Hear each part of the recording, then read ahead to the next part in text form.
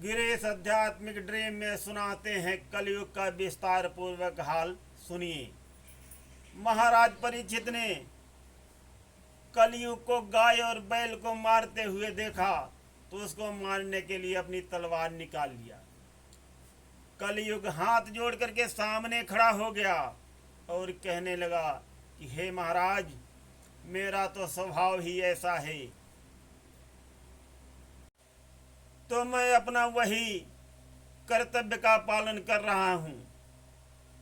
तो महाराज परीक्षित कहने लगे, क्या आप किसी को परेशान करोगे? तो मैं यहाँ का महाराज हूँ। जा सुराज प्रिय प्रजा दुखारी, सो नृप अवस नरक अधिकारी। तो मैं तुमको दंड दूंगा। महाराज की बातों को सुन करके कलयुग कहने लगा कि हे महाराज, मैं भी आपकी प्रजा हूँ, मुझे भी रहने का अधिकार मिलना चाहिए। हर राजा के राज में पापी भी रहते हैं और धर्मवान लोग भी रहते हैं। तो कलयुग की बातों को सुन करके महाराज परीक्षित सोच में पड़ गए और सोचने लगे कि कलयुग सही कह रहा है। तो महाराज परीक्षित कहने लगे कि मैं तुमको 4 स्थान रहने के लिए दे रहा हूँ। तो चारों स्थान जहाँ तुम रहोगे, तो सुनिए, तुम जहाँ हिंसा हो रही हो वहाँ रह सकते हो, जहाँ वेश्यावृत्ति हो रही हो वहाँ रह सकते हो, जहाँ जुआ हो रहा हो वहाँ रह सकते हो, जहाँ मदिरा पान हो रहा हो वहाँ रह सकते हो। तो इस प्रकार से महाराज परीक्षित ने कलयुग को 4 स्थान रहने के लिए दिया।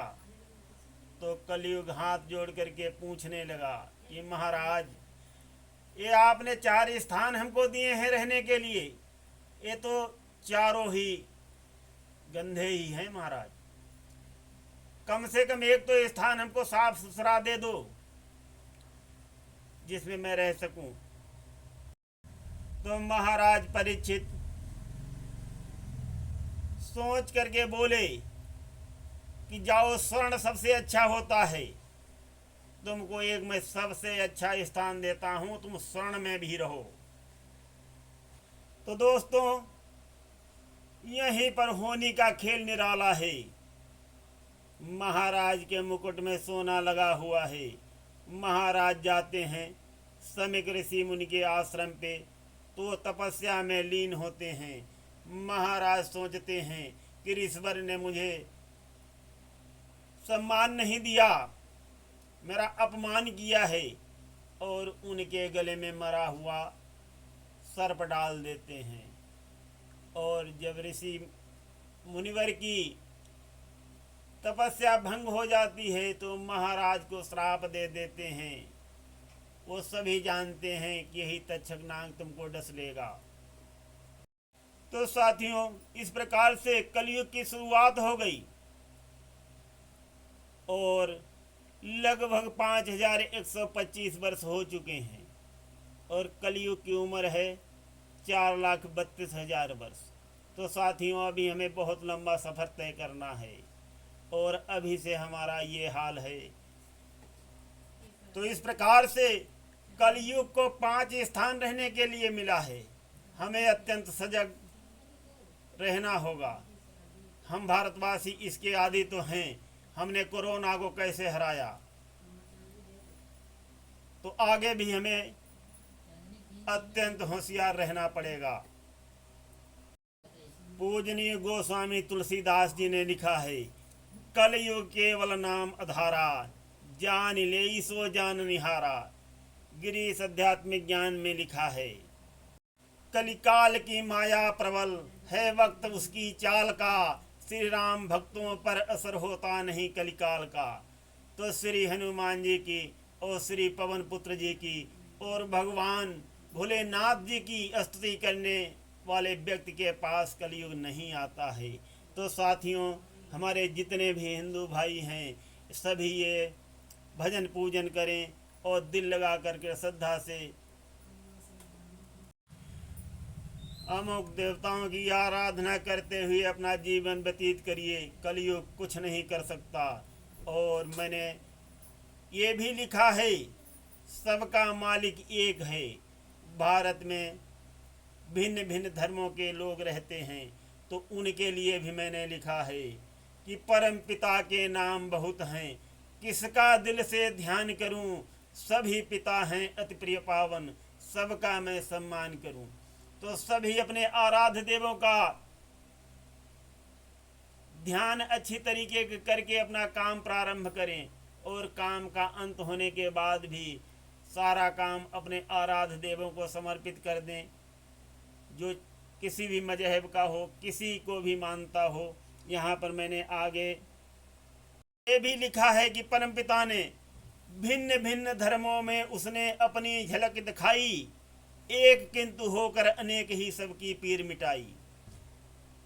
तो साथियों, कहने का मतलब ये है कि जो जिस धर्म को मानता है, अपने आराध्य देव को श्रद्धा से ध्यान करके अपना काम शुरू करे, और काम का अंत भी अपने आराध्य देव को समर्पित करके अपना जीवन व्यतीत करे। कलयुग पास भी नहीं आ सकेगा, किंतु हमें हर चीज के लिए तैयार रहना होगा। क्षण भंगुर जीवन की कलिका, कल प्रात को जाने खिली न खिली, मलयाचल की सुच शीतल मंद, सुगंध समीर मिली न मिली। कलिकाल कुठार लिए फिरता, तन नम्र से चोट झिली न झिली। कहिले हरि नाम अरीर सना, फिर अंत समय में हिली न हिली। लेकिन हमें सतर्क कैसे रहना होगा? बुद्धि बड़ी, चतुराई बड़ी, मन में ममता अतिशय लिपटी है। ज्ञान बड़ो, धन धाम बड़ो, कर तूति बड़ी जग में प्रगटी है। गजबाज हो द्वार मनुष्य हजार, तो इंद्र समान लो कौन घटी है। सो सब हर की भक्ति बिना, मन सुंदर नारी की नाक कटी है। तो हमें इस प्रकार से रहना होगा भाइयों बहनों, ईश्वर में परम श्रद्धा रखनी होगी, तभी हमारा कलिकाल से बचाव होगा। अभी कलिकाल का बहुत समय बाकी है, बहुत लंबा सफ़र है।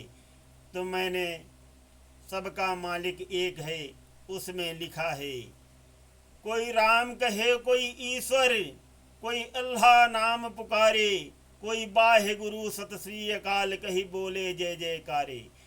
बहुत बने हैं मंदिर मस्जिद गिरजा और शिवाले, हाथ पसारे खड़े हुए हैं सब तेरे मतवाले।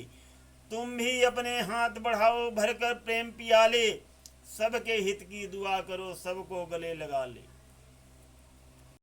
परम पिता का लक्ष्य यही है, उसका ही गुणगान करूं, सभी पिता हैं अति प्रिय पावन, सबका मैं सम्मान करूं। ये बात मैं इसीलिए बार बार दोहरा रहा हूं। और हमें सच्ची श्रद्धा से ईश्वर की भक्ति करना चाहिए। जो जिस मजहब का हो, वो अपने मजहब के हिसाब से परमपिता परमात्मा की आराधना करे, तो कलयुग में महान कल्याण होगा। आने वाले दिनों में बहुत त्रासदी बढ़ती जाएगी, किंतु उस त्रासदी के जिम्मेदार भी हम ही हैं। किंतु जिसका ईश्वर रक्षा करेगा उसका कुछ भी नहीं बिगड़ता है। बुरा आदमी लाख कोशिश करे, किंतु आज भी सज्जन आदमी का कोई कुछ बिगाड़ नहीं पाता है। अंत में वही लोग दुखी होते हैं जो दूसरे को दुखी करते हैं। इसलिए ये याद रखिए, परहित सरिस धर्म नहीं भाई, पर पीड़ा सम नहीं अदमाई। किसी को पीड़ा पहुंचाना सबसे बड़ा अपराध है। तो सबके लिए सद्भावना रखिए, सबके कल्याण के लिए दुआ प्रार्थना करिए, और सबसे हिल मिल के रहिए। यही एक साधन है। और जो कलिकाल की महात्रासदी आने वाली है, उसके लिए हमारे भोलेनाथ का तीसरा नेत्र खुलने के लिए तैयार है। चिंता मत करो साथियों, सब कल्याण होगा। सुनते रहिए गिरीश आध्यात्मिक ड्रीम में अच्छी अच्छी कल्याणकारी रोचक कथाएं। धन्यवाद।